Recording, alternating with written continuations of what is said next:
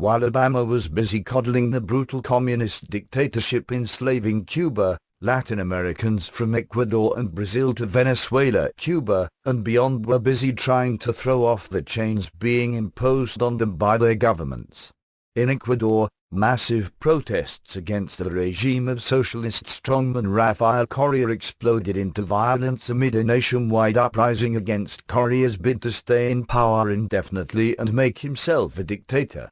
Brazilians in more than 200 cities gathered by the tens and hundreds of thousands to demand the impeachment of Marxist-Leninist President Dilma Rousseff's regime, which barely held on to power amid an avalanche of scandals and what multiple analysts said was a rigged election. And this may be just the start. Unrest against the rapid and dangerous resurgence of communism across Latin America has been growing steadily stronger for years, but so have the region's socialist and communist autocrats. As the New American has been reporting for a decade or more, a tight-knit network of communist and socialist parties, brutal dictators, Marxist narco-terrorists such as the FARC in Colombia, and other totalitarian forces have been leading what much of the establishment has tried to downplay as a mere pink tide. In reality, the totalitarian network, known as the Foro de São Paulo, FSP, or São Paulo Forum in English, has been responsible for what could more properly be characterized as a red sunmi. Founded by murderous communist dictator Fidel Castro, former Brazilian President Luiz Inácio Lula da Silva, the brutal Marxist-Leninistas, and various other terrorist organizations, the alliance now controls most of Latin America's governments. The US government is well aware of the scheming, yet it has said virtually nothing, even while showering FSP operatives and regimes with American taxpayer funds. But while the communist takeover of the region was able to proceed largely under the radar for years, the public seems to be catching on and is now becoming increasingly restless as FSP regimes across the region step up the extremism and clamp down hard on what little freedom remains. Last week in Ecuador, for example, long-simmering public outrage about the autocratic regime of FSP operative and Hugo Chavez's protégé Correa officially exploded. The sparks that lit the fuse, a plot by the regime to impose 75% taxes on property sales and inheritance, along with a bid by Correa to defy the constitution and stay in power indefinitely. Correa, who came to power a decade ago, wants to run for another term in 2017. Like his FSP comrades in other Latin American capitals, he seems determined to do anything to maintain and expand his power, arresting journalists and critics, sending out security forces to quash demonstrations, censoring the press, rigging elections, corrupting and usurping control of the judiciary and the legislature, ruling by decree, and much more. The furious people of Ecuador, despite being divided into various factions, are united by their opposition to Correa, and they organize their general nationwide strike in protest. The effort reportedly paralyzed the capital, major highways, and other important cities nationwide. Demonstrations even boiled over into violence, with news reports saying that some protesters fired rockets at government forces. Protest leaders denounced the violence and said it was launched by infiltrators possibly from the Correa regime itself, as a justification for the brutal crackdown and mass arrests of protest leaders that followed. A broad coalition of protesters from across the political spectrum and society, from lawyers and doctors to laborers, pensioners, and tribal Indians, also shut down the Pan-American highway with logs, burning tires, and trucks. While much of the outrage at the socialist and communist policies of the regime has come from the cities, a growing coalition of indigenous groups has also been out in force. If we don't get answers, we're prepared to continue the protest for 2 days, or 15 days, whatever it takes to open the deaf ears of President Correa, indigenous protest leader Carlos Perez was quoted as saying in foreign media reports, adding that the strikes and protests would continue unless and until Correa starts listening. The indigenous groups, which once were largely supportive of the regime, have turned against him as a desperate Correa has sought to seize and exploit their natural resources to bolster his regime's finances without even discussing it with them. Like his mentor in 21st century socialism from Caracas, the late strongman Chavez, who practically destroyed the once relatively prosperous nation of Venezuela, Correa lashed out at his critics, painting them as right-wingers and foreign agents opposed to his glorious socialist revolution.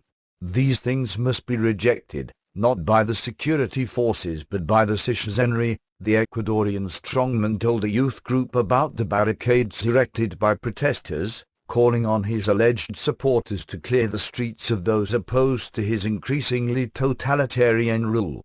A small group is trying to impose its policies on us. That small group, apparently, includes most of the nation. In typical FSP strongman fashion, the conspiracy theorist ruler insisted there was a right-wing attempt at a soft coup against his regime and the people's revolution he imagines he is leading. We are facing a national and international right-wing revival, Correa warned the La Repubblica newspaper, accusing the protesters of being infiltrated by foreign intelligence agencies doing the bidding of evil capitalists and imperialists.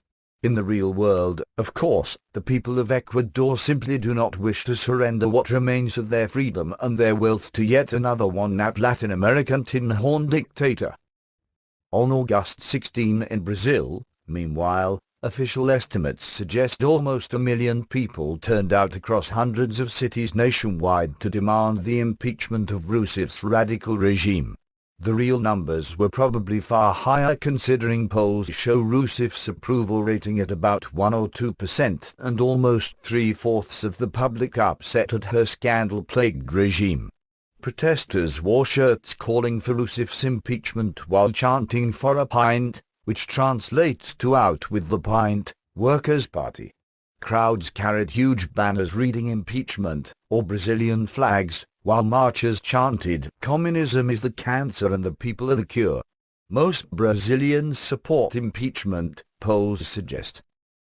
Many protesters also carried signs touting renowned Brazilian anti-communist philosopher and author Olavo de Carvalho, who has played a critical role in exposing the subversive Foro de São Paulo network that now controls most of the region's governments. The message needs to be simple and direct. Dilma Rousseff, you are not the president.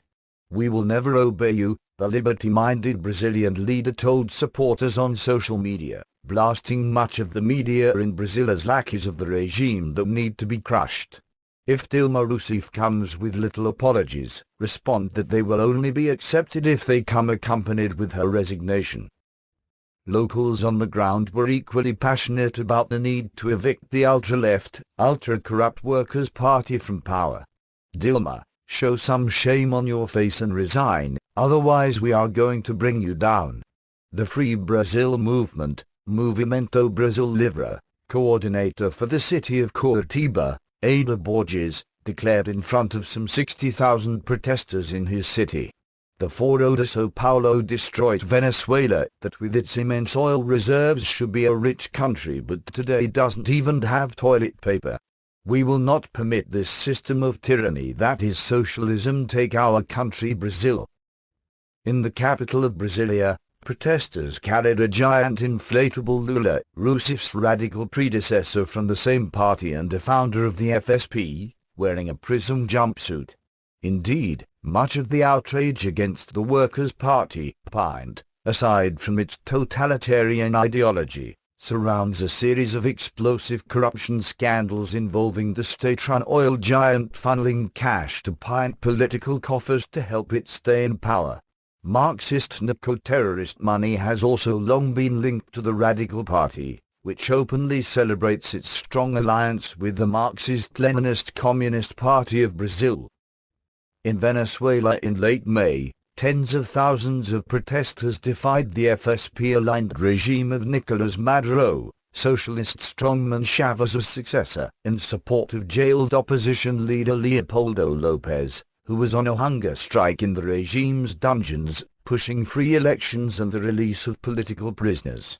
The protests followed a massive uprising across Venezuela in 2014 that some analysts expected might drive the autocrat from power.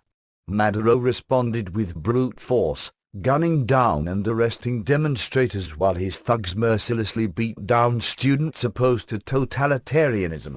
Now he wants to seize two-thirds of neighboring Guyana as his own nation's economy implodes. In Cuba, meanwhile, the brutal communist autocracy, which despite its international image as a pariah maintains strong alliances with totalitarian dictatorships from Beijing and Pyongyang to Caracas and Tehran, cracked down hard on protesters. Last week, Castro arrested some 90 dissidents, including 50 ladies in white, protesting ahead of U.S. Secretary of State John Kerry's visit. One protester wearing an Obama mask was quoted by blasting Obama and saying his support for Havana led to even more brutal crackdowns. "It's his fault, what is happening," said former political prisoner Angel Moya, referring to Obama. "The Cuban government has grown even bolder. That's why we have this mask on. Because it's his fault." Shortly after that, he was detained by Castro's goons. Whether the escalating public backlash against tyranny and socialism across Latin America will produce results remains to be seen. Analysts say more than a few FSP regimes are quietly getting nervous as socialism-caused economic implosions wreak havoc and popular outrage about totalitarianism and the FSP threatens to boil over. FSP strongmen and their allies have pledged to keep the revolutions going no matter the cost. But increasingly popular and emboldened opposition leaders, faced with a choice between absolute tyranny and resistance, have vowed to keep fighting for freedom.